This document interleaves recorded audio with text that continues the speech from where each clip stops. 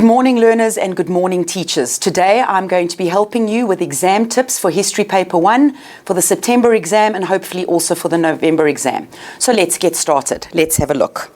To go over some basics, we are going to start with the content for Paper 1. I'm sure, matrics, that you know this by now, but let's go over it.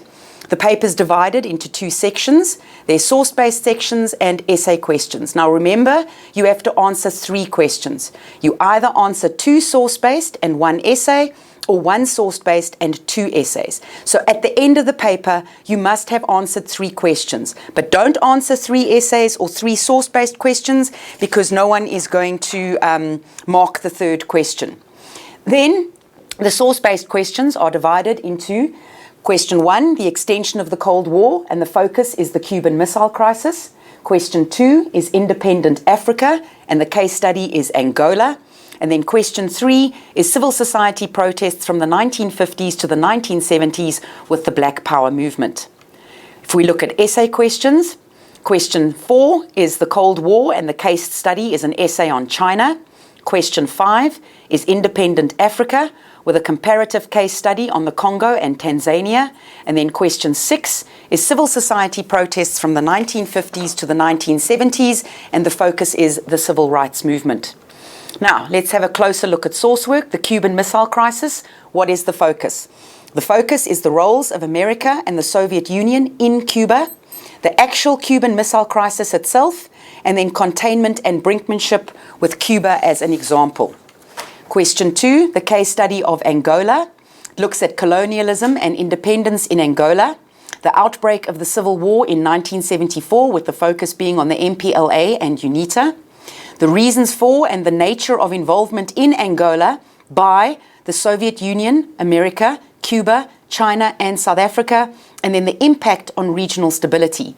And then lastly, the significance of the Battle of Quito Carnaval in 1987 and 1988.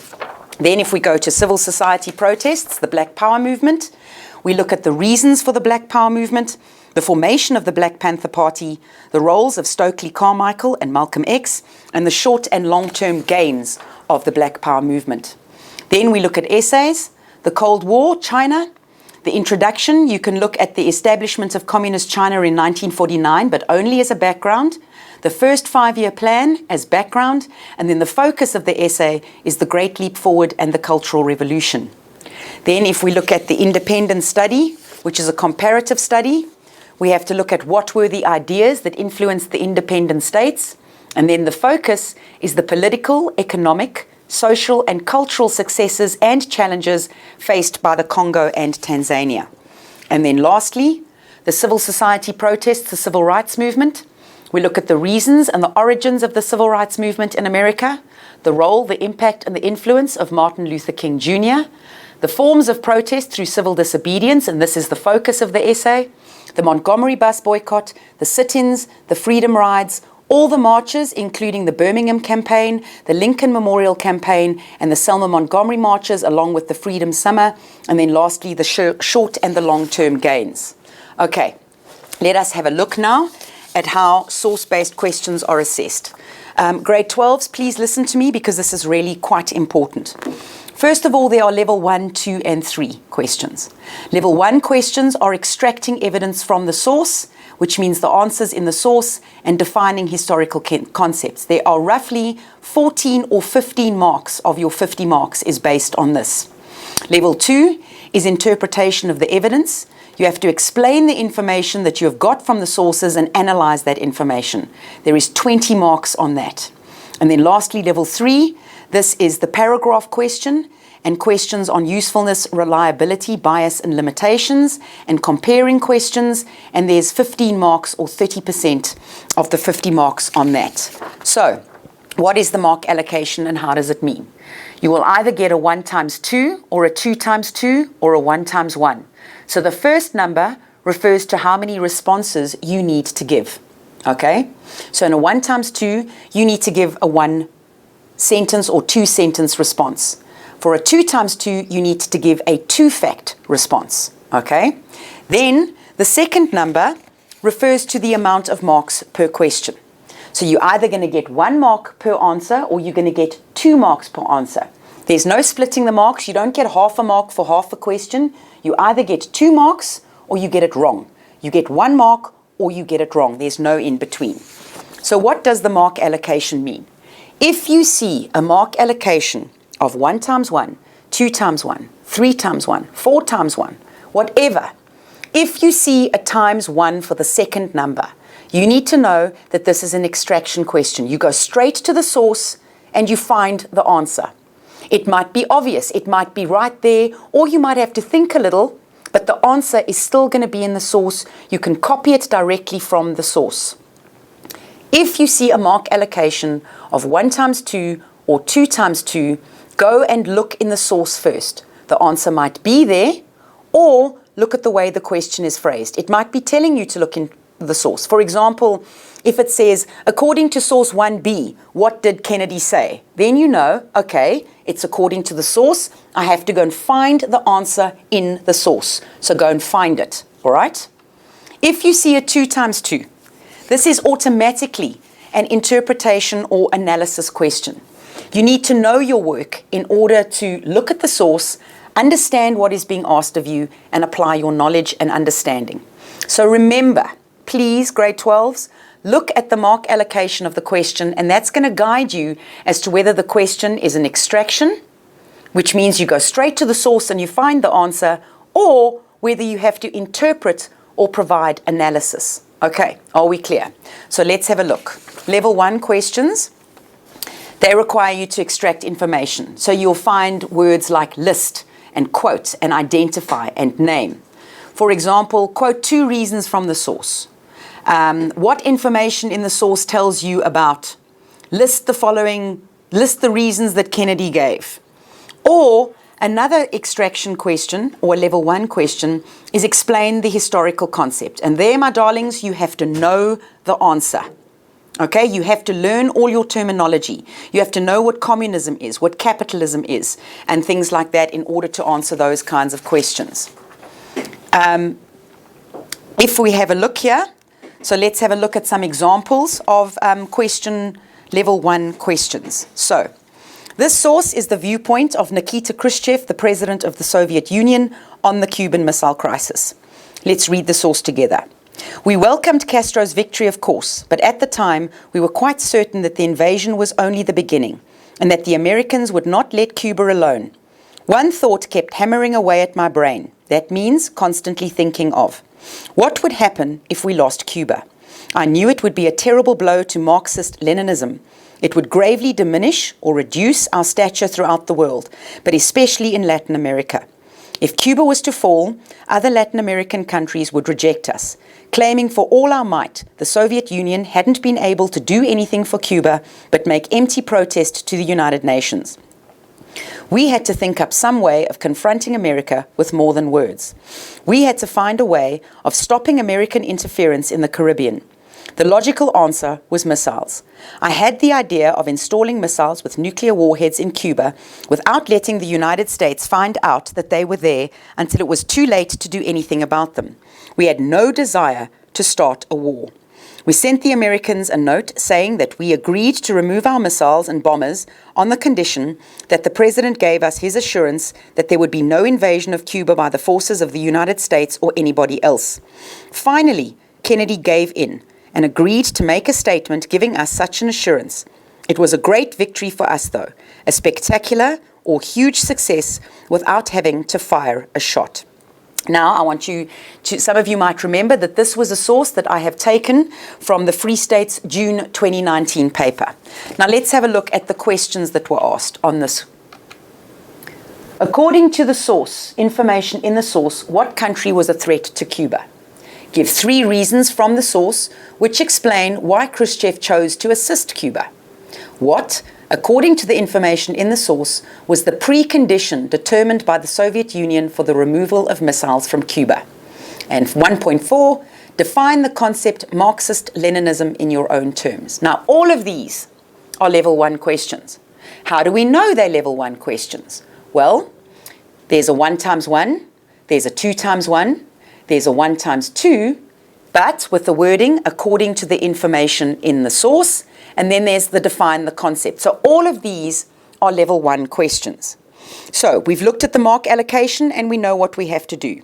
Something else you have to remember is that the way the questions are put together in the paper is according to order.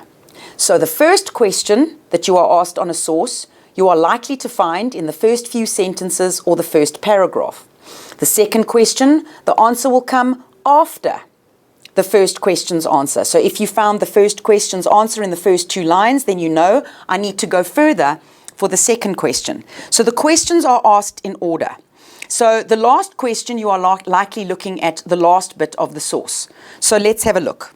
1.1.1. According to the information in the source, what country was a threat to Cuba? If we go back to the source, we welcomed Castro's victory, of course, but at the time we were quite certain that the invasion was only the beginning and that the Americans would not let Cuba alone.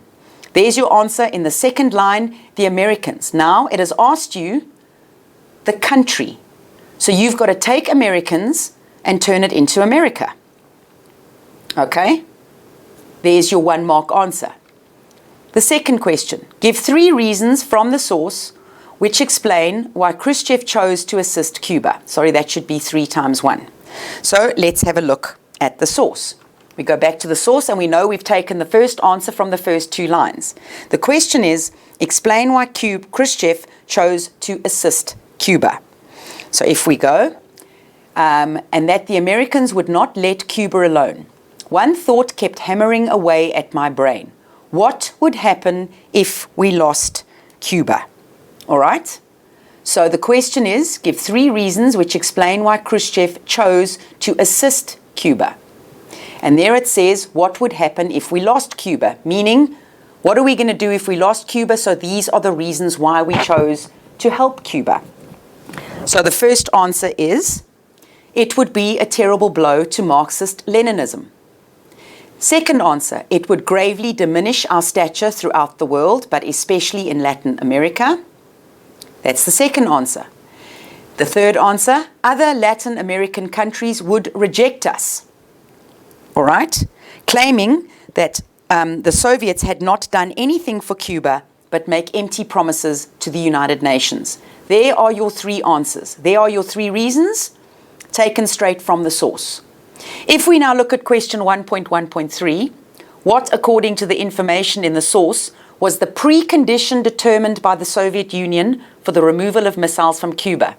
This is a 1 times 2, but we know we've got to look in the source because it says, what, according to the information in the source? Now we know we've got the first 2 answers from the first paragraph, which means we need to start at the second paragraph. So let's go to the second paragraph. We had to find a way of stopping American interference in the Caribbean. The logical answer was missiles. I had the idea of installing missiles with nuclear warheads in Cuba without letting the United States find out that they were there until it was too late to do anything about them. We had no desire to start a war. Okay, there's nothing there about precondition. Carry on. We sent the Americans a note saying that we agreed to remove our missiles and bombers on the condition. There is the key word, okay? So now we're going to know the conditions, okay, that the Soviets gave the Russians. And what is the answer? We agreed to remove our missiles and bombers on the condition that the president gave us his assurance that there would be no invasion of Cuba by the forces of the United States or anybody else. There is your answer, okay? So that precondition is the word that you need to look for in the source, and there you come up with condition in paragraph 4, so there's your answer. The answer is there would be no invasion of Cuba. And then lastly, define the concept Marxist-Leninist in your own words. That you have to know. You could give answers like the doctrines of Marx as applied by Lenin to the building of Marxist nations, or the need for a professional vanguard party to lead the working class in the violent overthrow of capitalism, to be followed by a dictatorship of the proletariat as the first stage of moving towards communism. So you don't only need to know what communism means, you need to know what Marxist-Leninism is as well, and importantly, in your own words. Okay, so level 2 questions. So we've done examples of level 1 questions. Let's look at level 2. Level 2 require you to interpret, analyze, and engage with evidence from the sources. These questions carry a maximum of 2 by 2, which is 4. Question verbs are explain why you think, comment on, describe. Typical questions include things like what message does the cartoonist convey? Explain in your own words. Why do you think Kennedy said this? Okay, so let's have a look at an example of some level 2 questions. This is taken from the last year's December 2018 paper. It's a photograph, an aerial photograph, that shows a convoy of trucks transporting dismantled Soviet missiles to a cargo ship that was docked at the port of Mariel in Cuba in November 1962. It even points out, the arrows point to trucks transporting dismantled Soviet missiles to be loaded onto a cargo ship. Okay? Now you need to know that after they agreed to dismantle them, they are obviously going to need a way to dismantle the missiles and get the missiles off Cuba back to the Soviet Union. So let's have a look at the question. Comment on why you think this photograph was taken. Use the evidence in the source to support your answer. So you've got to say why you think the photograph was taken, and you've got to back it up using evidence in the source. So the question verb is comment, okay? So here, again, as I've said, you've got to know your content of the Cuban Missile Crisis. Remember the photo and the caption. It's about removing the missiles. They are taking them away. So what are you going to do? You're going to answer it, and you're going to answer it well. And you're going to say, why was this photograph taken? It was taken to confirm that nuclear missiles were being dismantled and transported out of Cuba. Or you could have said, to show how the missiles would be shipped from Cuba because they're going to load them onto the ships. Another answer, to confirm that the Soviet Union's commitment, it showed their commitment to removing the missiles because it shows you the trucks taking the missiles to the ships. Another answer, to show the world that the crisis was over. Okay? And lastly, to show that America was monitoring the situation of removing the missiles because it is an aerial photograph. Okay?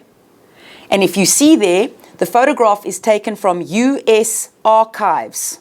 Okay? Which means it's an American photograph. So you can say to show that the Americans, that they were taking the missiles, to prove that to America that they were taking the missiles out. Okay, let's have a look at another source and look at some more. This is a speech that J.F. Kennedy, the President of the United States of America, delivered on the 16th of October 1962. In his address, he mentions the Soviet Union's deployment of missiles to Cuba and how the American government intended to deal with the crisis. This source is taken again from the Free State June paper. So let's have a look at it together. This government, as promised, has maintained the closest surveillance of the Soviet military buildup on the island of Cuba. Within the past week, unmistakable evidence has established the fact that a series of offensive missile sites is now in preparation on that imprisoned island. The purpose of these bases can be none other than to provide a nuclear strike capability against the Western Hemisphere. These long-range weapons of mass destruction constitute an explicit or clear threat to our peace and security. I call upon the Soviet government to halt this offensive buildup. I have instructed a strict quarantine, blockade, or keep under control on all offensive equipment under shipment to Cuba. All ships bound for Cuba, if found to contain cargoes of offensive weapons, should be turned back. We are not at this time, however, denying the necessities of life, as the Soviets attempted to do in the Berlin blockade of 1948. I call upon Chairman Khrushchev to abandon this course of world domination and to join in an historic attempt or effort to end the perilous, dangerous arms race and to transform the history of man. Okay, let's have a look at questions. Again, your keywords, explain and comment. Explain why it was necessary for Kennedy to impose a quarantine on Soviet missiles that were deployed to Cuba. This is an interpretive question, so you need to know the content in order to answer it. You need to know how America and the Soviet Union got to this point. The point is the Cuban Missile Crisis. We know already that the Soviets put the missiles there because of the missiles in Turkey, and they wanted to do it in secret. So what is your answer? Why do you think it was necessary for Kennedy to impose a quarantine? First of all, to stop the deployment of Soviet missiles to Cuba. They didn't want the missiles to get there. Secondly, quite logical, to ensure the safety and security of America. Thirdly, one of their key things to prevent the spread of communism in Latin America. Fourthly, to send a message to the Soviet Union that the USA would not tolerate Soviet aggression in the Western Hemisphere. Why? Because Cuba, remember, was 163 miles off the coast of Miami.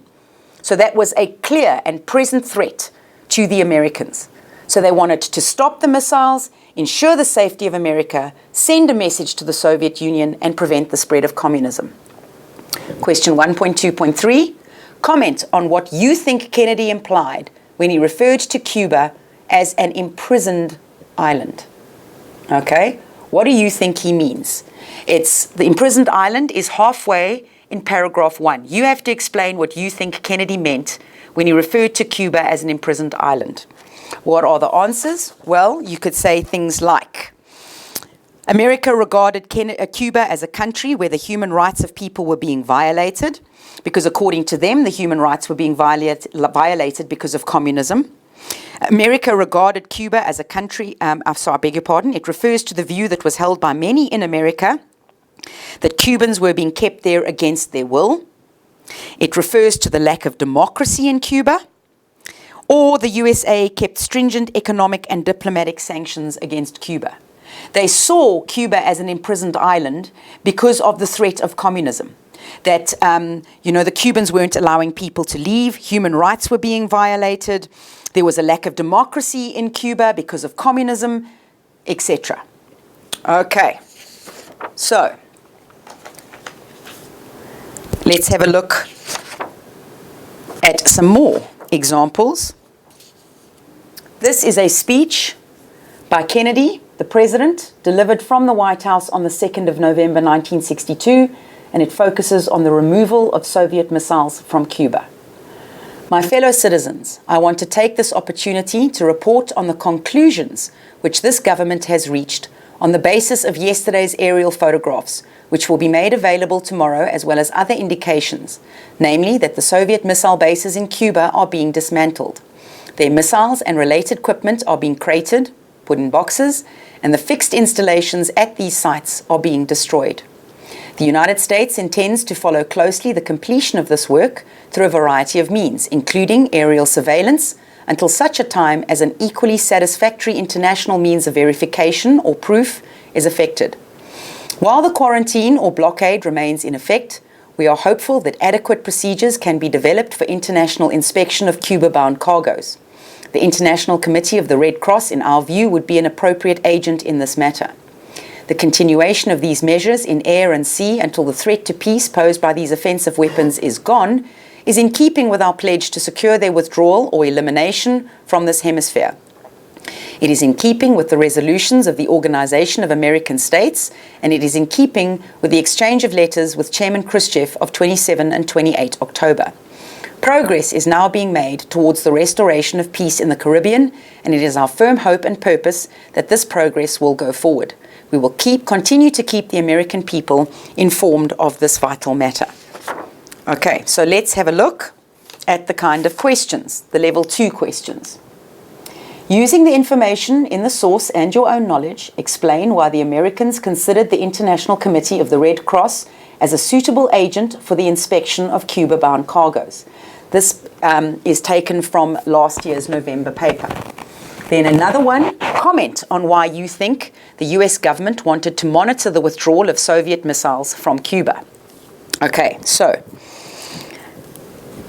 for the first one, using the information in the source and your own knowledge. That means you can get your information from the source, but you must put it in your own words because it is a 2-by-2 question.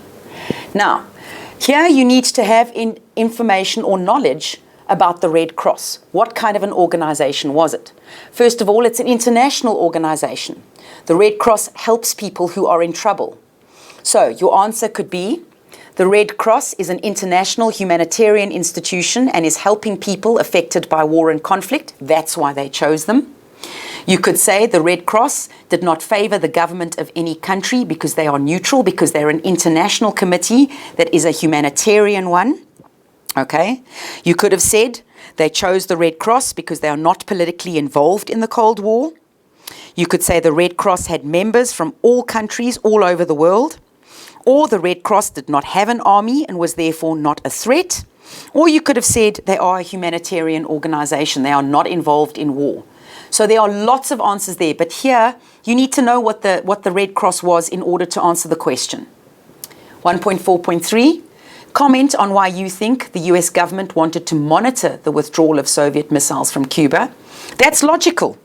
Grade 12s, that is logical. Obviously, they're going to want to monitor because they want to make sure that the Soviet Union is actually doing what they said they would do, okay, to ensure that the missiles were removed so that it does not pose a threat. Or you could say America did not trust the Soviet Union, which is why they are watching them remove the missiles. Because remember, they don't trust them because of brinkmanship and because of communism versus capitalism, and also because the Russians put the missiles there secretly. So they obviously don't trust them. Or you could have said America wanted to maintain the upper hand in the crisis or the power struggle with the Soviet Union, and that is brinkmanship. So you need to know that. Okay, I hope that has helped. Now, I also just wanted to include an example of a cartoon. This is taken from the June Free State paper of 2015. This cartoon depicts the president of the US, JF Kennedy, pointing his finger at Nikita Khrushchev for placing his Soviet rockets at his, Kennedy's, doorstep. It was drawn by Victor Weiss and published in the Evening Standard. It's a British cartoon archive on the 24th of October 1962. There they've even showed you who Kennedy is and who Khrushchev is. They've also drawn the Soviet base in Cuba. They've pointed to the rockets saying Soviet base in Cuba, and they've pointed to the US bases in Turkey, Persia, etc., etc. And underneath it, it says, intolerable having your rockets on my doorstep. Now here, you need to know, guys, you need to know your work. Because if you don't know that there were American bases in Turkey and Persia that had nuclear weapons pointing at the Soviet Union, you're not going to understand the Cuban Missile Crisis. You're not going to understand why the Soviet Union put those missiles in Cuba in the first place and why they did it secretly. Because they had no long-range missiles that could reach America. Yet the Americans had bases in Turkey, and their missiles in Turkey could easily reach the Soviet Union. So that's why they put them in Cuba, okay? So if you don't know that, you're not going to know how to answer this question. So if we look at the questions, what messages does the cartoon convey regarding the Cuban Missile Crisis? Use the visual clue to support your answer. Why do you think was this cartoon published in the Evening Standard? And 1.5.3, okay, this is a level 1. Identify 2 countries in the source where the USA placed missiles. So, first of all, when you are asked what the message of a cartoon is, there are 2 ways you can answer this question, and I suggest you do both. The first question is the message of the cartoon is you describe what you see. Okay? The second part of the question is what do you think the cartoonist was trying to say? Okay? So, if you look at this cartoon and you have to describe the message of the cartoon using visual clues, what are you going to say? First of all, it's clear there, it shows both Kennedy and Khrushchev involved in the arms race because they're pointing at the missiles. Okay? 2, it shows tension between the leaders of the USA and the USSR because Kennedy is saying, I don't like having your rockets on my doorstep, and that is the tension and the mistrust between the 2 sides, between the 2 countries. You could also say what the cartoonist was trying to say was, it shows the deployment of missiles to Cuba by the USSR, and it shows the deployment of missiles in Turkey and Persia by the Americans. But again, you are also describing what you are seeing, but you are including what the cartoonist meant. And then lastly, it shows that both leaders were under severe pressure because they're both hiding behind big walls. You can see Kennedy's hiding in the White House and Khrushchev is hiding behind a very big wall. All right. Important here, when you are referring to a visual source, you must say, it shows. Okay? It shows this. It shows that. Okay, if we go to the next question, why do you think was this cartoon published in the Evening Standard? Here you are looking at why is any cartoon published in a paper? To make the public aware of what is going on. To make the public aware that America and the Soviet Union both have destructive missiles. To make the public aware of the tension that exists between the USA and the USSR. And that all comes from your understanding of what you have seen and described in the cartoon. So use that to answer the question. Then lastly, identify 2 countries where the USA placed missiles. If you go back, it tells you there, Turkey and Persia. There is your 2 marks. Okay, I hope that helps you. Now let's go on to level 3 questions. Level 3 questions require you to explain the different perspectives of sources, to draw conclusions about reliability, usefulness, limitations, bias, etc. It's a maximum of 2 by 2 marks, except the paragraph, which is 8 marks. You are looking for question verbs like compare, contrast, comment on, justify. Kinds of examples: explain to what extent the evidence in source A, compare the evidence in source Y and source 1A and 1B, or comment on the usefulness, reliability, and limitations of the information in sources. Now, let's have a look at the different types of level 3 questions here, which are going to help you answer the questions. The focus at the moment seems to be on the usefulness of sources, comparing and contrasting questions, and how do sources support each other. But that does not mean that you don't need to know what is bias, what is reliability, and what is a limitation. So let's get a little bit closer. Let's first look at bias, reliability, and limitations. Okay, so bias. What is bias? A biased source is one that has only one point of view. It is one person's view of an event. It is one country's view of an event. It is one person's thought or feeling on a particular matter, or a country's thought or feeling on a particular matter. So a biased source is limited. So if you are ever asked if a source is limited, you need to first check if it's biased. If it is Kennedy's opinion of the Cuban Missile Crisis, it is biased because it is his opinion, the American view, so therefore it is limited. You need to look for emotive words. Okay. Reliability. 2 questions you have to ask yourself if you're asked if a source is reliable. Is this source accurate, and can I trust it? So, if you can answer yes to both questions, then the source is a reliable one. But to find out if it's accurate or can it be trusted, you need to ask yourself who wrote it, when was it made, why was it created, and is there evidence in that source that is consistent with evidence from another source? Okay? So, can you trust who wrote it? When was it created? Why was it created? If it was created to put across an American viewpoint, then it cannot be trusted because it is an American view. Remember, for reliability, you are not looking at the information in the source, you are looking at the information that you get given at the top of the source. Who wrote it? When was it done? Why was it done?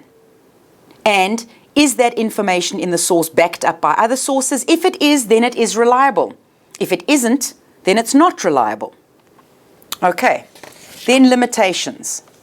These kinds of questions point to the quality of a source. So you're looking at bias and reliability, and then this is going to point you in the direction of whether it's useful or not.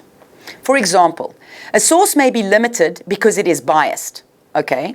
Or it may be limited because the source is not accurate or consistent with other sources. So if it is not reliable, it is going to be limited. If it is biased, it is also going to be limited. Okay, so let's get back to the important questions. The support. How does source 1A support source 1B? This question is asking you how 2 sources are similar. So you've got to find out what they have in common. So what do? You go and look at the 2 sources that you have been asked to compare. You find something in the one source that is supported or shown or says the same thing as the second source.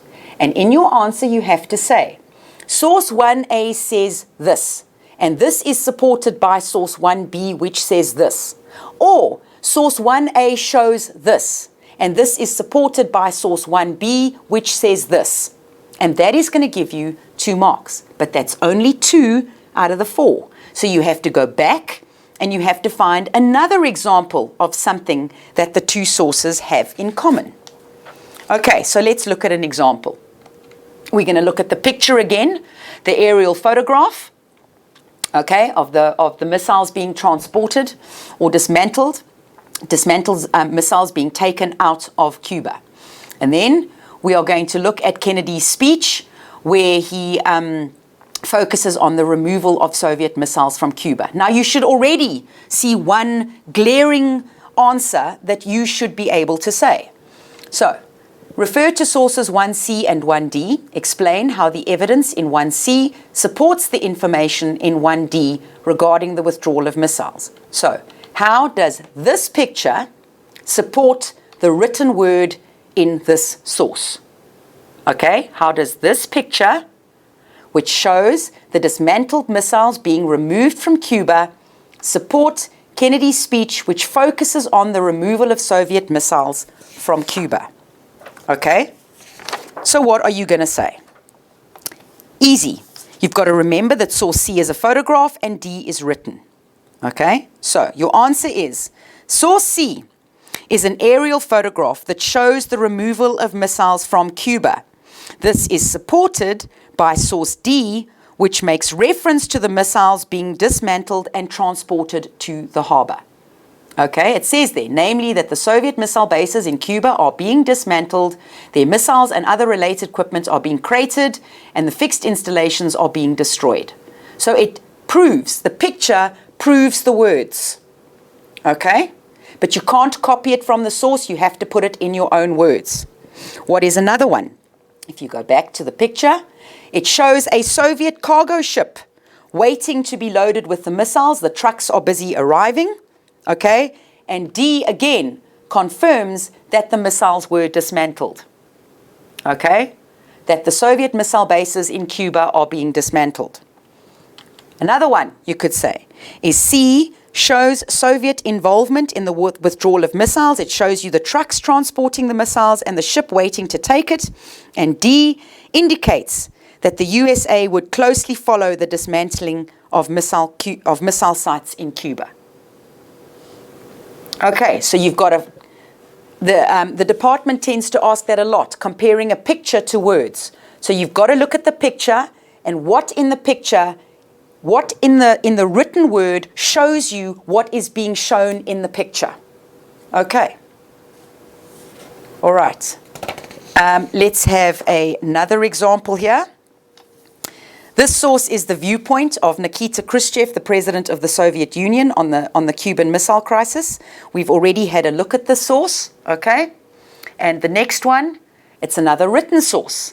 It's a telegram sent by Anatoly Dobrynin of the Soviet Union to the USSR Foreign Ministry on the 27th of October 1962. Okay, so this kind of question or comparison is not as easy as taking a picture and comparing it to a written source. Here you have 2 written sources. So now you've got to find something in the one source that is backed up by words in the other source.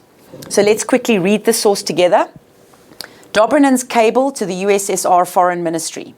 Ciphered, which means secret telegram. Late tonight, R. Kennedy, now you need to know that R. Kennedy refers to Robert Kennedy, who is President JFK's brother. Began. Continues to quickly worsen. We have just received a report that an unarmed American plane was shot down while carrying out a reconnaissance flight over Cuba. The military is demanding that the president arm such planes and respond to fire with fire. The USA government will have to do this. I want, R. Kennedy stressed, to lay out the current alarming situation the way the president sees it. He wants NS Khrushchev to know this. This is the thrust or focus of the situation now. Because this is the only way we can quickly get information about the state of construction of the missile bases in Cuba, which we believe poses a very serious threat to our national security. But if we start to fire in response, a chain reaction will quickly start that will be very hard to stop. The same thing applies regarding the essences or the heart of the missile bases in Cuba. The USA government is determined to get rid of those bases, in the extreme case, bombing them, since, I repeat, they pose a great threat to the security of the USA. But in response to the bombing of those bases, in the course of which Soviet specialists might suffer, the Soviet government will undoubtedly respond with the same against us, somewhere in Europe. A real war will begin, in which millions of Americans and Russians will die. And what about Turkey? I asked Kennedy. I is referring to Dobrynin. If that is the only obstacle to achieving the regulation I mentioned earlier, then the President doesn't see any insurmountable difficulties in solving this issue, replied R. Kennedy. The greatest difficulty for the President is the public discussion of the issue of Turkey. However, President Kennedy is ready to come to an agreement on that question with NS Khrushchev too. I think that in order to withdraw these bases from Turkey, R. Kennedy said, we need 4 to 5 months. So here you need to know that basically the Americans have said that they need 4 to 5 months to withdraw missile bases from Turkey. If once the Soviets have removed their missiles from Cuba. All right, so let's have a look at the question. Study sources 1A and 1C. Explain how the information in source 1C, supports the evidence in 1A regarding the missile crisis. Okay, so source 1A is Kennedy's viewpoint on the crisis, and source 1C is from the Russian side, which is the telegram by Anatoly Dobrynin of what Kennedy said to him and his responses to Kennedy. So what are you going to find that is the same? In 1A, Khrushchev mentioned that the USSR planned to plant missiles in Cuba, while in source 1C, these missile sites were discovered by the Americans. So it's not as obvious as the picture. 2, both sources indicate that neither the USSR nor the US had any desire to start a war. And 3, both sources show the brinkmanship that characterized the missile crisis. Now, yes, this is a difficult question, but you are going to have to read both sources, understand what is happening, and know the content, that there was brinkmanship between the two, that, the Americans were trying to contain communism, that the Soviets felt threatened by the missile bases in Turkey and wanted something close to America that would threaten the Americans. Okay? So you need to know this in order to answer these kinds of questions. Okay. Let's move on to comparing and contrasting. This is where you have to find out how sources contradict each other, meaning how are the sources opposite to each other, or how do they say or show the opposite thing. So you've got to go to the first source, find something that is the opposite or contradicted by the second source. So your answer will say something like, source 1A says this is contrasted or contradicted by source 1B, which says this. Then you go back and you find another example of something that the two sources have that is a contradiction or an opposite. Okay, so let's have a look at an example. Now we are moving. I thought that was enough with the Cuban Missile Crisis. Let's look at another source work in paper 1, which is the Black Power movement. So this source focuses on the role that Angela Davis played in the struggle against oppression in the US in the 1960s and 70s. This is taken from last year's November paper. Let's read it together. Angela Davis, activist, educator, scholar, and politician, lived in the Dynamite Hill area of Birmingham, Alabama. The area received that name because so many African-American homes in this middle-class neighborhood had been bombed over the years by the Ku Klux Klan. As a teenager, Davis moved to New York City with her mother and attended the Elizabeth Irwin High School, a leftist school because a number of its teachers were blacklisted during the McCarthy era for their alleged earlier communist activities. She graduated with a BA, magna cum laude, in 1965. Davis was so moved by the deaths of the 4 girls killed in the bombing of the 16th Street Baptist Church in her hometown in 1963 that she decided to join the civil rights movement. However, by 1967, Davis was influenced by the philosophy of Black Power and joined the Student Nonviolent Coordinating Committee and then the Black Panther Party. She also continued her education. In 1968, she moved further to the left and became a member of the American Communist Party. In 1969, Angela Davis was hired by the University of California, Los Angeles, as an assistant professor of philosophy, but her involvement in the Communist Party led to her dismissal. During the early 1970s, she also became active in the movement to improve prison conditions for inmates. That work led to her campaign to release the Soledad brothers from prison. The Soledad brothers were 2 African-American prisoners and Black Panther Party members, George Jackson and W.L. Nolan, who were incarcerated, imprisoned in the late 1960s. On the 7th of August 1970, Jonathan Jackson, the younger brother of George Jackson, attempted to free prisoners who were on trial in the Marin County Courthouse. During this failed attempt, Superior Court Judge Harold Haley and 3 others, including Jonathan Jackson, were killed. Although Davis did not participate in the actual breakout attempt, she became a suspect when it was discovered that the guns used by Jackson were registered in her name. Davis fled to avoid arrest and was placed on the FBI's most wanted list. Now here, you need to know what leftist means.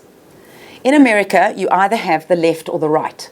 The right are the conservatives, and the left are not conservative at all. They are the opposite of conservative.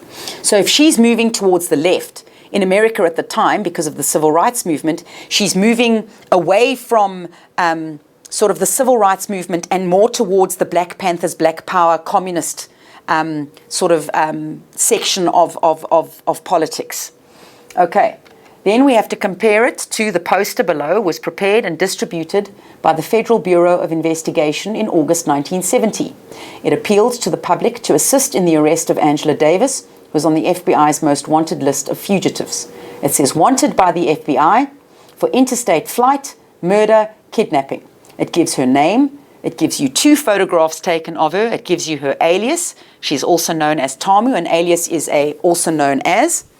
And it asks you to contact the FBI if you have seen Angela Davis. So the question is, study sources 3B and 3C. Explain how the information in source 3B differs from the evidence in source 3C regarding Angela Davis. Okay, now if we look at 3B, this gives a very positive impression of Angela Davis. She's an activist, an educator, an academic, and a scholar, while source 3C portrays her as a criminal. She is wanted for murder and kidnapping. Okay, so there is your 1. Okay, how it's different. This shows positive, this shows negative. Also, you could say 3B states that Dava was a political activist, while 3C shows her as a fugitive from justice. She is wanted by the FBI. You could also say that 3B infers that she is non-violent because she joined the Student Nonviolent Coordinating Committee. But in 3C, she is shown as violent and wanted for murder and kidnapping and running away. So you really have to look very carefully. And often what you've got to remember with comparisons and supporting questions is there will possibly be overlap between what you can find. You might find 3 different reasons in the one source, but it all links in with a similar thing in the second source, but you've got to just change the angle to make it fit. Okay. Then let's look at usefulness. The usefulness of the source depends on the purpose of the source. What is the source being used for? Is it relevant to my investigation? So you're going to ask yourself, is the source reliable? What does it mean? Is it accurate? Who produced it? Why? But you have to focus on the message. Assess whether the information in the source can be used for the period or the event under discussion. So remember, this is different from reliability. Reliability asks you to look at outside the source. Who wrote it? When was it created? Can they be trusted? Is it accurate? Usefulness asks you to look at what is in the source, but you must also take into account what kind of source it is in order to say whether it is going to be useful or not. All right, so let's have a look at an example. This source below focuses on the statement that Edgar J. Hoover, the FBI director, issued regarding the Black Panther Party. It was published in the Desert Sun, a California newspaper, on the 16th of July 1969. It says, Black Panther greatest threat to U.S. security. Washington.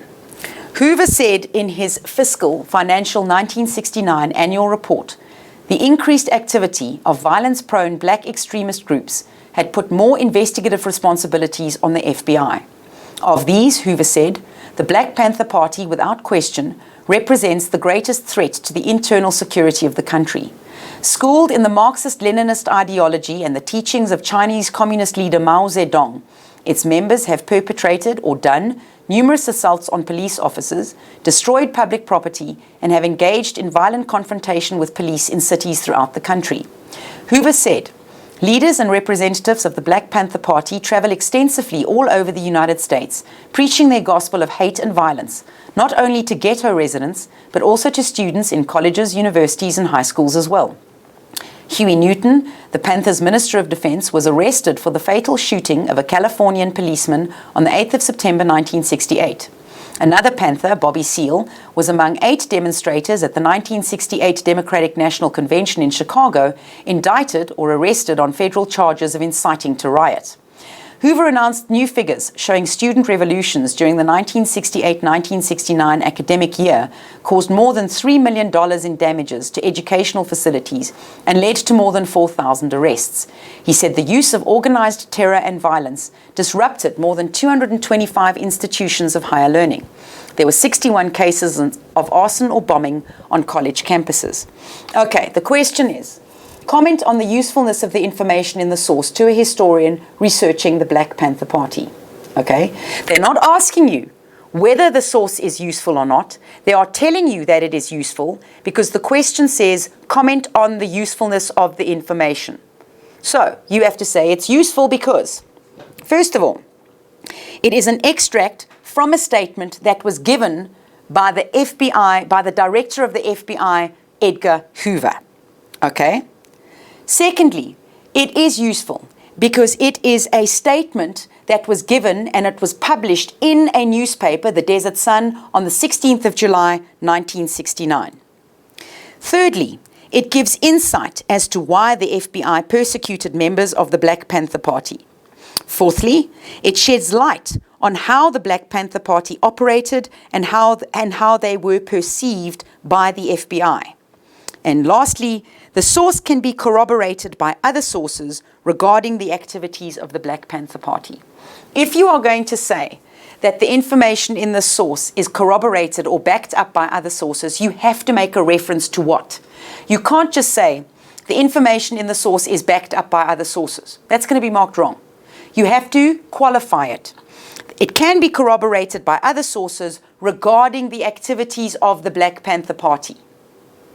Okay, you've used the issues of reliability because you've said that it is an extract from a statement that was given by the director of the FBI. You've said it is also a contemporary newspaper report. It was published on the 16th of July, 1969. And then that is what makes it useful. And then you've gone inside the source and you found 3 reasons why it is useful. It gives insight as to why they persecuted members of the Black Panthers. It shed light on how they operated and how they were seen by other people. And it can be corroborated by other sources. Okay, so let's have a look at another example. This extract highlights the challenges that African Americans faced in America and was taken from speeches by Malcolm X in 1963. So it's not one speech, it is speeches. Okay? On the 18th of August, Malcolm was in Washington where he addressed a local NOI, Nation of Islam meeting. In his speech, he described the status quo as the most urgent crisis since the Civil War. Most of the blacks lost all hope in the false promises of white, hypocritical politicians. His intense dislike was aimed at the white liberals who made a big noise over the South to blind us from seeing what is happening in the North. The main reasons for American racism was to be found in the history of the nation. The Revolutionary War and the Civil War were two wars that were fought on American soil, professedly for freedom and democracy. But if these two wars were for the freedom and humanity of all people, why are 20 million of our people still restricted and enslaved? Most of the founding fathers, men who signed the Declaration of Independence, possessed slaves. The nature of the crisis that America was facing were the increase of racial malignity or evil and racial hatred. The discrimination that blacks were facing in the liberal North were even more ferocious and malignant than the Southern racism. Even sharper than before did Malcolm measure the nigger elite or upper class with the interests of the struggling black masses. The wealthy, educated black bourgeoisie or middle-class elite, those arrogant niggers that escaped, did not reach back to pull the rest with them. The blacks were still caught up in the slums. The solution were not token integration. When blacks were trying to desegregate housing, whites were fleeing out of the suburbs. After the High Court's decision in 1954, Malcolm explained, the same happened when our people tried to integrate the schools. All the white students disappeared from the suburban areas.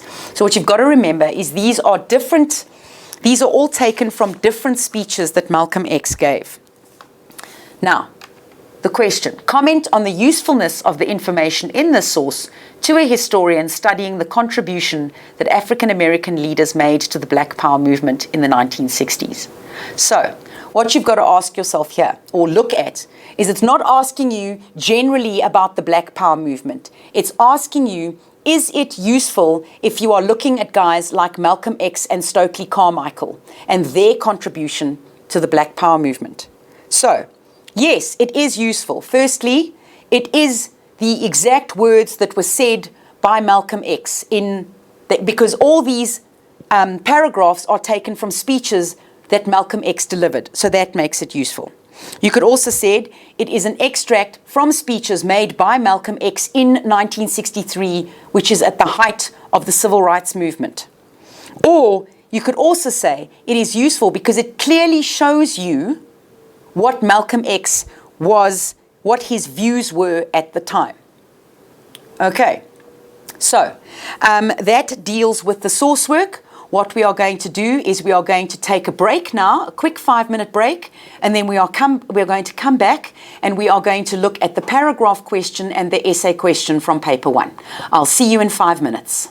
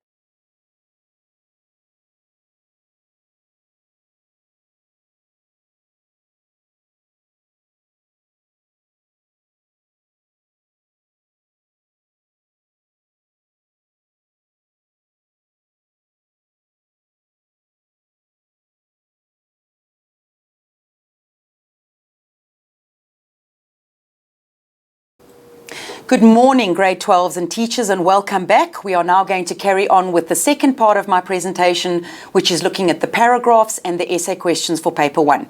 So let's go to the paragraphs. Okay. So we know that a paragraph is worth 8 marks. It is assessed using an analytical rubric. The question is phrased so that it is a level 3 question. For example, explain the role, the impact, the causes, the effects, or significance of something. And it always relates back to the key question. So the key question at the top of the question is going to be the paragraph question that you have to write. For example, using information from the relevant sources and your own knowledge, write a paragraph, etc., etc. So let's have a look. And we're going to go back to the Black Power movement. So read through all the sources and underline, as you're reading, the relevant facts in each source that answer the question that you have been asked. So you need to be at the back of your mind the whole time. You need to say to yourself, okay, I've been asked on the impact of this, or I've been asked on the role of this. What in this source is going to help me out? Then you jot those facts down on a clean page. Okay, remember that other content also relates to the question. Content that you've discussed in class, content that you were taught in class, and this becomes part of your own knowledge, part of the answer. Then write the paragraph. Please, grade 12s, do not copy the information from the sources. You are going to lose marks, and lots of them. You have to put it in your own words. And if you want to, you can reference your sources. You do not have to say, in source 1A, this was said. In source 1B, this was said. All you need to do, the job of the marker at the end of matric, is to see whether you have extracted the relevant answers from the relevant sources. They are not looking for whether you have referenced source A, B, C, D. Okay. And more importantly, do not write more than 3/4 of a page to a page. Now, I am reminding you, grade 12 learners, yes, I know the question says 80 words or 8 lines, but there is no way that you can answer in a coherent paragraph in 80 words or 8 lines unless your writing is teeny tiny. So let us now have a look at an example. This source explains the role that television played in motivating young African Americans to be proud of their black identity. Okay, this is the question from last year's November paper. If we read the source quickly, televised coverage of the movement heightened the importance of an embodied image of black militancy. Emory Douglas, who became Minister of Culture of the Black Panther Party, described how his thinking was shaped by this medium. I was very inspired by Stokely Carmichael and H. Rap Brown.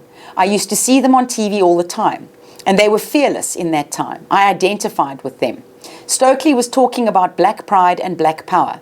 Pearl Marsh, who at the time was a student at a historically black college, decided to stop straightening her hair after seeing militants on television. In these militants, she saw something that seemed to be her authentic self. It was in Alabama, a southern state, when I was at Huntsville, and this was a really strict school. We got to watch television every now and then, and I remember seeing militant students being interviewed and seeing their natural afro hairstyles. So one day I washed my hair and I stole a fork from the dining common room. I mean, literally a kitchen fork, and did my hair up and went to class. I felt so relieved. Black is beautiful didn't overcome everything. The one thing it did overcome was shame. That we were ashamed that our hair was kinky. I mean, the thought that a white person would ever see your hair not straightened was just inconceivable, and so it was a relief. That this was me. My father died when he saw it. He just died. I came home with his hair out there looking like this globe. You look like an African. This was a pejorative, disapproving. I said, yeah, so I look like an African. I am an African.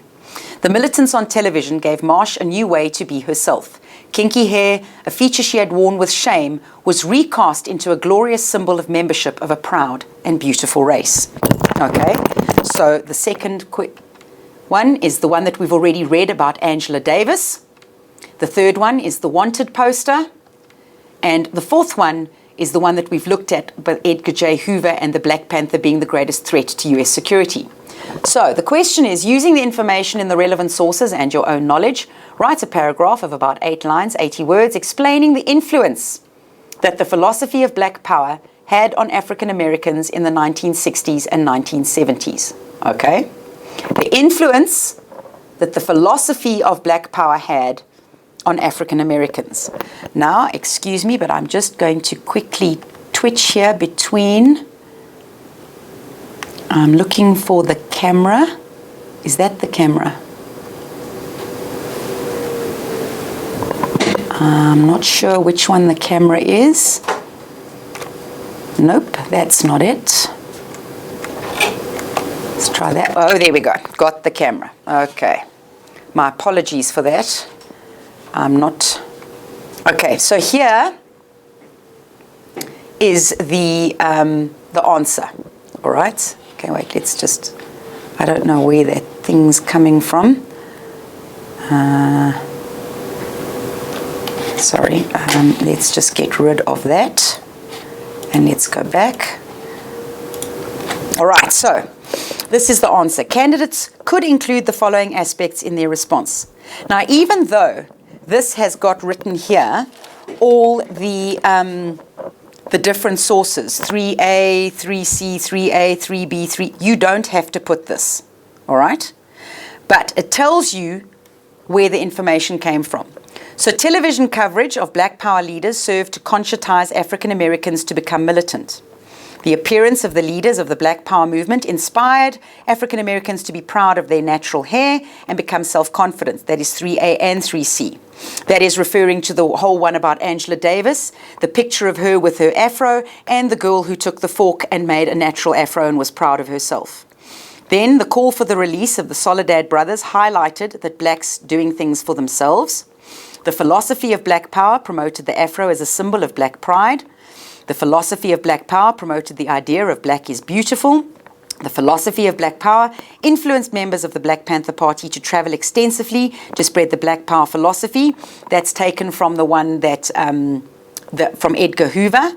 The Black Panther Party started community-based programs to uplift African Americans. Now, that is your own knowledge. You are not only restricted to that. You can say anything about blacks doing it for themselves, about the afro, about dressing African, about being proud of who you are, having respect for your heritage, for your culture. Okay? That all links in with how it influenced, if we go back to the question, explaining the influence that the philosophy of Black Power had on African Americans. All of this, plus your own knowledge, serves to answer the question. And if you take very little from the source and you give a lot of your own knowledge, as long as it is relevant to answering the question about the influence of the philosophy of Black Power, that it made them proud of their culture, proud of their heritage, proud of their hair, the community-based programs, the afro, black is beautiful, to become militant, inspired them to be proud, then you are on the right track and you are going to get over here, which is a nice 6 to 8 marks. But if you copy, okay, you're not going to do well. Okay? There, that'll be under uses evidence partially or cannot write a paragraph. Okay? You need to be able to demonstrate a thorough understanding of the influence that the philosophy of Black Power had on African Americans in the 1960s and the 1970s. Okay. So, let us now have a look. Excuse me, I'm going to go back. Let's just close that down. All right. Let's go to the essay question, and we will come back to the document camera in a moment. First things first, essays. Now, the advice is always to write 2 essays if you can, because you can do very well in the essays if you have learnt your work. Okay?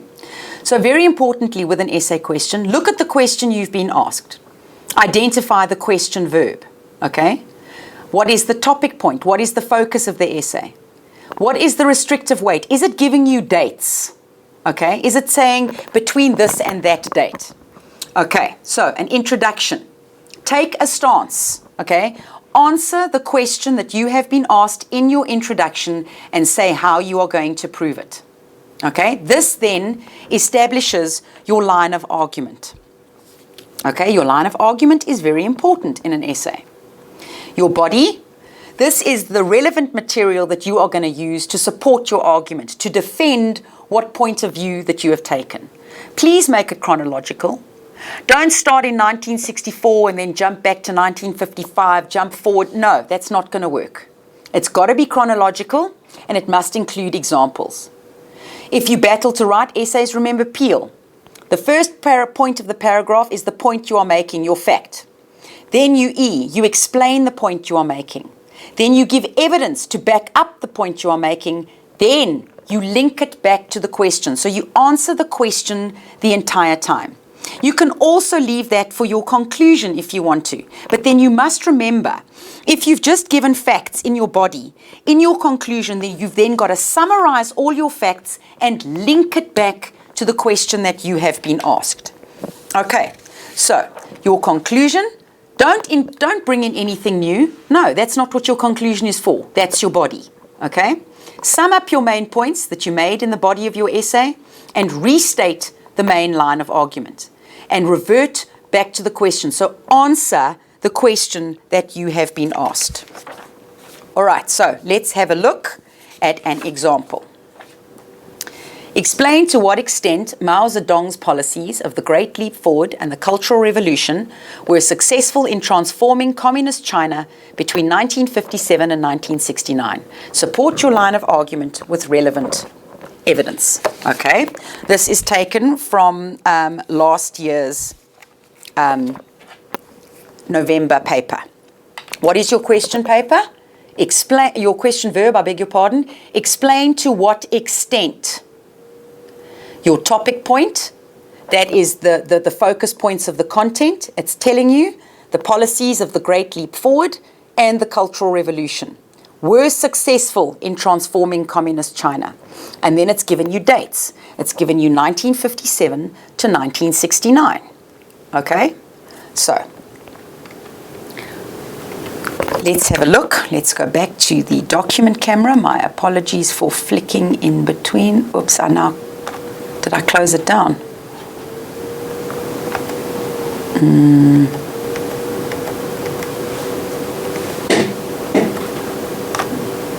Whoops. My apologies. Oh my word, I think I've just totally messed things up here. Don't worry, I will get my exam tips back. Okay, let's just go right down to where it is. Let me press the document camera. There we go. My apologies, grade 12s. I did not mean to make such a mess. Is it coming? It's coming. It's coming. So you've got your question of explain to what extent Mao Zedong's policies of the Great Leap Forward and the Cultural Revolution were successful in transforming communist China between 1957 and 1969. Support your line of argument with relevant examples.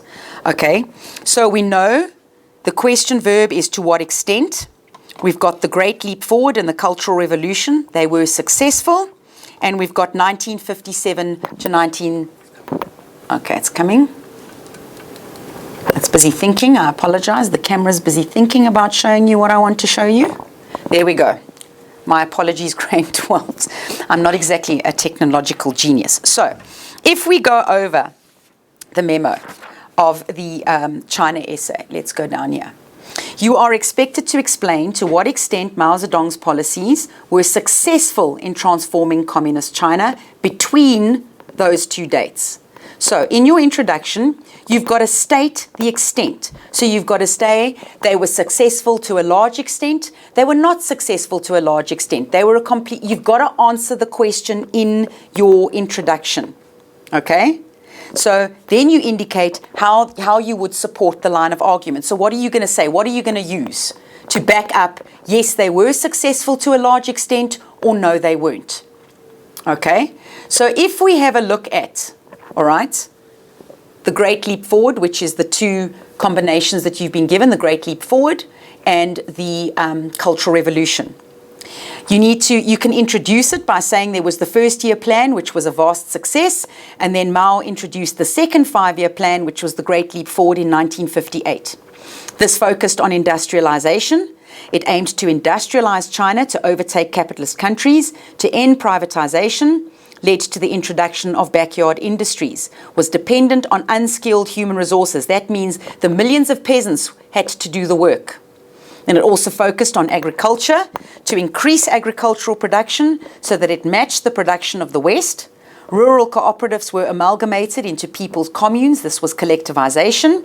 Forceful amalgamation of farmers into communes. Poor planning and delivery. There were poor farming methods. There was high taxation on farm products. Propaganda was used to promote production, and gradually China's economy was in a state of bankruptcy. Failure within 3 years, these 3 years were known as the 3 bitter years, led to starvation. So basically, was the Great Leap Forward a success? No, it wasn't. It was a failure. Mao eventually admitted his mistakes, resigned as president, but kept his job as chairman of the Communist Party. In 1962, he handed over responsibility of the economy to President Liu Shaoqi and CCP General Secretary, and withdrew from government. Now, these two guys were forced to return to some form of capitalism, and this indicated that the Great Leap Forward was a dismal failure. So in no way, shape, or form can you say that the Great Leap Forward was a success. It wasn't. Okay? So now we've got the second half of the question, which is the Cultural Revolution. Okay? Now, the Cultural Revolution focused on political transformation, whereas the Great Leap Forward focused on industrial and agricultural transformation. So, Mao Zedong launched the Cultural Revolution in 1966 to regain the power he had lost after the failure of the Great Leap Forward. He set up the Red Guards, who studied and spread the ideas of the Little Red Book and educated peasants on the principles of communism, taught reading and writing skills, set up the purges, destroyed anti-communist art and books. The role of the Red Guards, their campaign was to attack the Four Olds and the changing of old ideas, traditional culture, customs and habits. Demonstrations were held in Tiananmen Square, Beijing, and posters and pictures of Mao were put up everywhere. The Little Red Book contained Mao's philosophies about communism, the elimination of officials. They were removed from office, got rid of professionals. Schools were closed, colleges and universities for being critical, liberal, elitist. Industry suffered and production stopped by 1968. It had a negative impact on the development of China. So, can you say that the Cultural Revolution was a success? No, you can't. So you have to say, to a large extent, the Cultural Revolution and the Great Leap Forward were a failure. Yes, there were good things. For example, literacy increased, the role of women and things like that. But the main aim of the Cultural Revolution and the Great Leap Forward was a failure, particularly after the first 5-year plan. Then in your conclusion, you've got to summarize your arguments. Due to the failure of the Great Leap Forward and the negative impact that the Cultural Revolution had on the development of China, because industry suffered, schools were closed, officials were eliminated, it cannot be said that the Great Leap Forward and the Cultural Revolution were successful in transforming communist China between 1957 and 1969. Yes, it was successful in bringing about a more communist approach, but with regards to agriculture and industry, it was a failure. All right. If we then, I now have another, let's see if I can do this. I now have another topic for you. Okay. Sorry, I'm just finding where I was.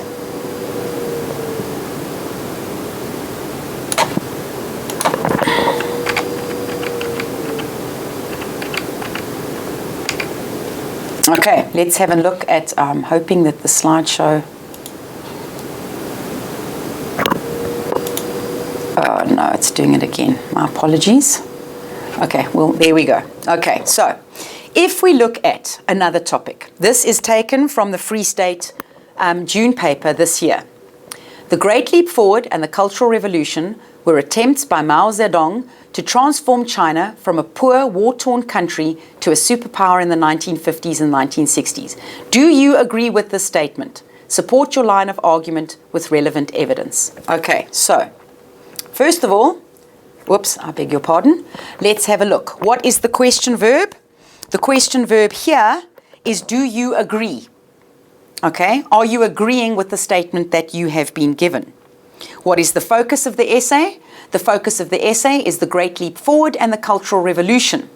The restrictive weight is the 1950s and the 1960s. Okay, so what are you going to do? In your introduction, what is your stance? First of all, in your introduction, you have to say whether you agree that the Great Leap Forward and the Cultural Revolution were an attempt by Mao Zedong to transform China from a poor war-torn country to a superpower. And you can actually say that. They were attempts to transform China, but were they successful? Great Leap Forward wasn't a success, and the Cultural Revolution had some successes, but not very many. Okay, so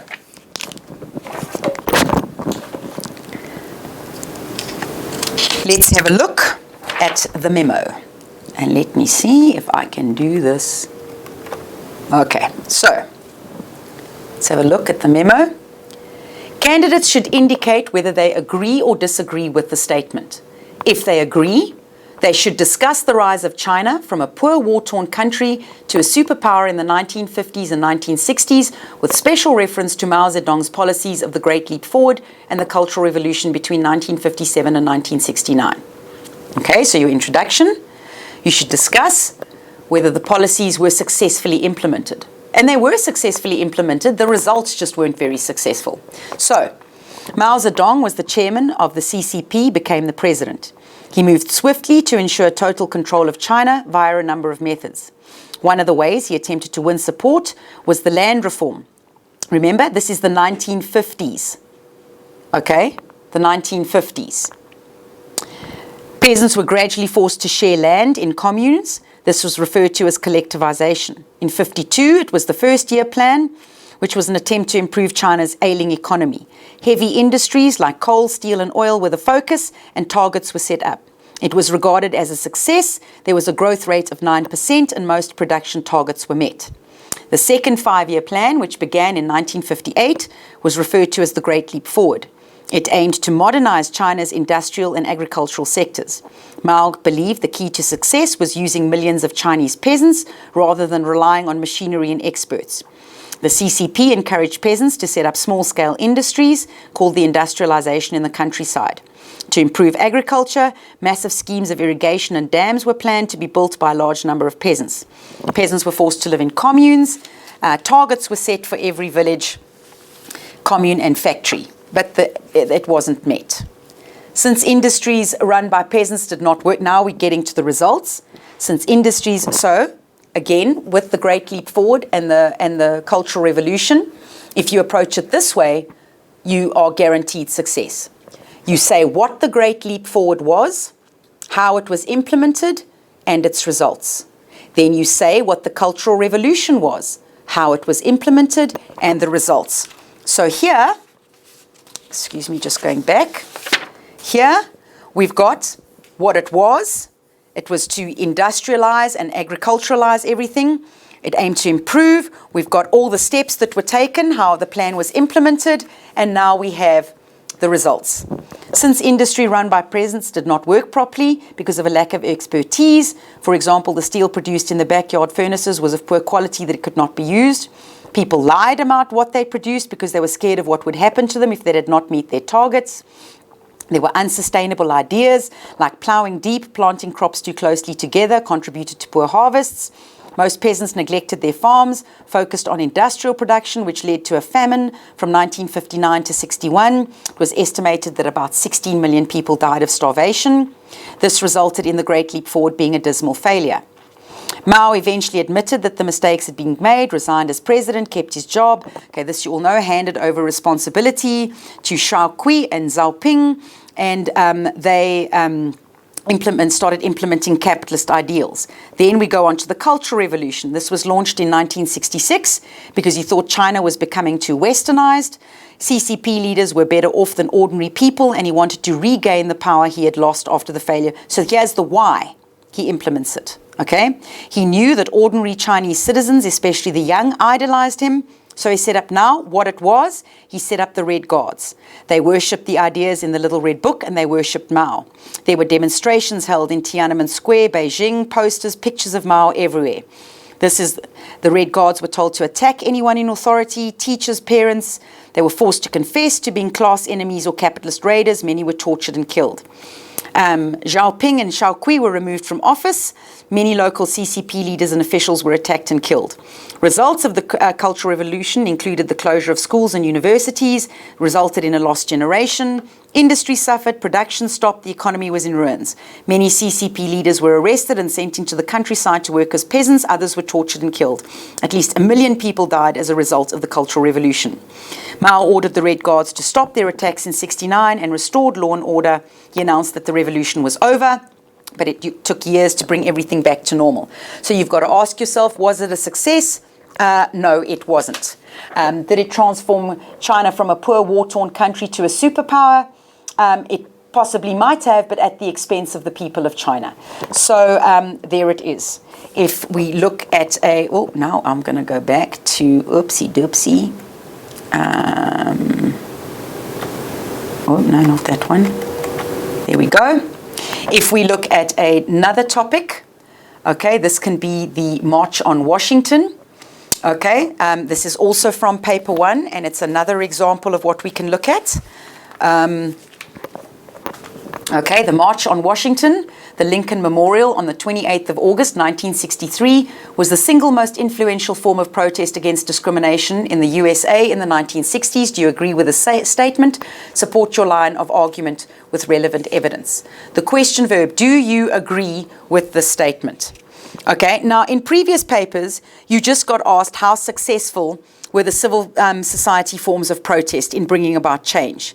But last year, in 2018, in November, you learners were given a point of reference. Was the Lincoln March the most influential point? You can't, if you start with the Lincoln March, what does that leave you with?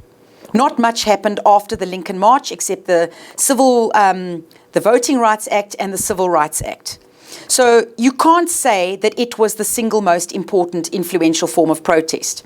You have to say it was an influential form of protest, but there were others that also contributed, like the bus boycotts, the freedom rides, the sit-in, the freedom summer. They all played a role in bringing about an end to discrimination. So you need to take each form of protest, say what it was, how it was implemented, and the result of each of the forms of protest. Okay, if we look at the answer,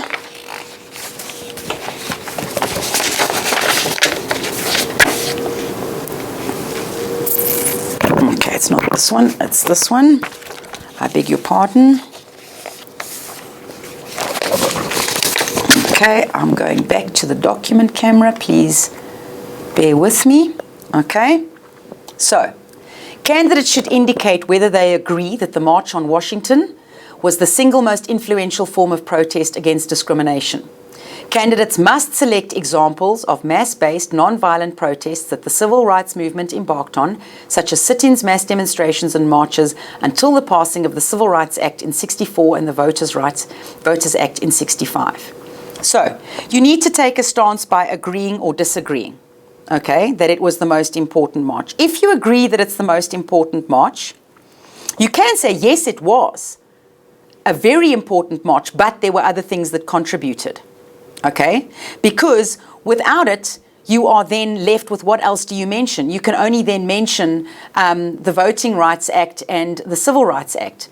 That leaves you, then you can't include the freedom rides and the sit-ins and all that. So you can say, yes, it was influential, but other forms of protest also contributed. So again, for this essay, like the China essay, you need to say what each was. You need to say what the sit-ins were, what the freedom rides were, etc. How were they implemented, and what was the result, which will then answer your question. So the sit-ins, you can focus on Greensboro. They staged a sit-in at the lunch counter. What was the result? In summer 1961, businesses were desegregated. Sit-ins then spread. Black and white students formed the Nonviolent Coordinating Committee to support the civil rights movement, and the concept of a sit-in spread to other segregated facilities. What were the freedom rides? They travelled, sat in buses from the north to the deep south to test the new federal laws prohibiting segregation on the national bus system. They were attacked by mobs, bombed, thrown in jail, not protected by local police. What was the result? Kennedy was forced to order federal marshals to protect the riders, and tough new legislation introduced by federal order in 1961 officially desegregated all interstate bus lines. Demonstrations and marches, the Birmingham March. This was the mass demonstrations, including the Children's March, that was met with violence, with the water cannons and the dogs. What did Kennedy do? He stated on TV that racial segregation was a moral issue which had no place in American life. On the 10th of May 1963, the city's businesses and municipality announced that municipal facilities would be desegregated. But there were still attacks on African Americans. The March on Washington, 250,000 people took part. It's Martin Luther King's I Have a Dream speech. Okay? The result was it brought public attention of what was happening. Selma Montgomery marches to demand that African Americans be allowed to register to vote. After 3 attempts and mass support from across the country, they reached Montgomery. President Johnson was pressurized to pass the 1965 Voting Rights Act. There's your result. The Freedom Summer. Thousands of activists and volunteers worked to register African Americans in Mississippi and teach in freedom schools. They were met with violence from white segregation mobs and police officers. And in 1964, the 2nd of July, the Civil Rights Act was passed. It barred discrimination and segregation in employment and all public facilities. In 1965, the Voting Rights Act was passed. It outlawed obstacles such as literacy, tests, poll taxes, etc. So looking at this answer, you cannot say that the Lincoln March was the single most important thing, because all of these things had an impact. Whether it was just lunch counters and businesses being desegregated due to the sit-ins, okay? The freedom rides led to the desegregation of interstate bus facilities. The Birmingham March led to municipal facilities being desegregated. The Selma Montgomery March led to the passing of the Voting Rights Act. The Freedom Summer led to the Civil Rights Act being passed, along with the Voting Rights Act being passed the following year. So be very careful if you are asked whether a single important thing was the answer to the... you cannot say that one event was the single most important thing, because then that excludes all the other things that you have learned, like the sit-ins and the freedom rides. So be very careful about that kind of answer. You can say, yes, it was important, but other things also contributed. Okay, if we have a look at another topic, I beg your pardon. Okay, this is another example, and my last example for the day. Discuss to what extent the various forms of protests that the civil rights movement embarked on in the 1960s to end racial discrimination and segregation in the USA were successful. Okay? Now, this is not asking you, was one event the most important? This is asking you to discuss the extent that the various forms of protest were successful. So your question verb is to what extent. It's your topic point is the various forms of protest. Your restrictive weight is the 1960s. Okay, this is taken from the Free State June paper. So if we have a look at the response, okay. Whoops. Okay. So your synopsis, candidates should explain to what extent the various forms of protest that were undertaken in the 1960s brought an end to racial discrimination and segregation. Your introduction. You must indicate how different forms of protest were undertaken to force the United States government to bring an end to discrimination. Okay? So you've got to take a stand. You've got to say various forms of protest in America in the 1960s were very successful in bringing about change and an end to racial discrimination and segregation in the USA. Okay? Elaboration. You can start with a background. You can give a short background about Martin Luther King. You can talk about the civil rights activists undertaking protest action to challenge segregation. They undertook nonviolent and peaceful tactics based on Gandhi. And you can mention or you can just start with the Montgomery bus boycott, because that was the very first thing. Rosa Parks and the Montgomery bus boycott were in 1955. It started all the protests that came afterwards. It was the very first one if you exclude education. Then you need to look at all the other activities. The sit-ins, the strikes in parks, libraries and restaurants, for example, at Greensboro, more sit-in strikes followed, and what was the result? Integration. Okay, so that's one. The second one is the freedom rides. Took place, what was it? Black and white students got on buses and went from the north to the south. They were attacked, they were bombed. They challenged segregation. Riots broke out in Mississippi in 1962 because of the admission of James Meredith. What was the result of the freedom rides? You've got to have the result. Tough new legislation was introduced by federal order, and on the 1st of November 1961, all interstate public facilities were desegregated. You can mention James Meredith and what happened. The result, President Kennedy sent troops to restore order. Okay, oops, my bad. Then you go on to all the demonstrations and marches. You can mention the one in Maryland in 1963. You can mention the Birmingham and Alabama protests and the brutal reaction of Eugene Bull Connor. So you can mention the Birmingham March, the Children's March, the fact that they were attacked by water cannons and dogs, and what was the result of that?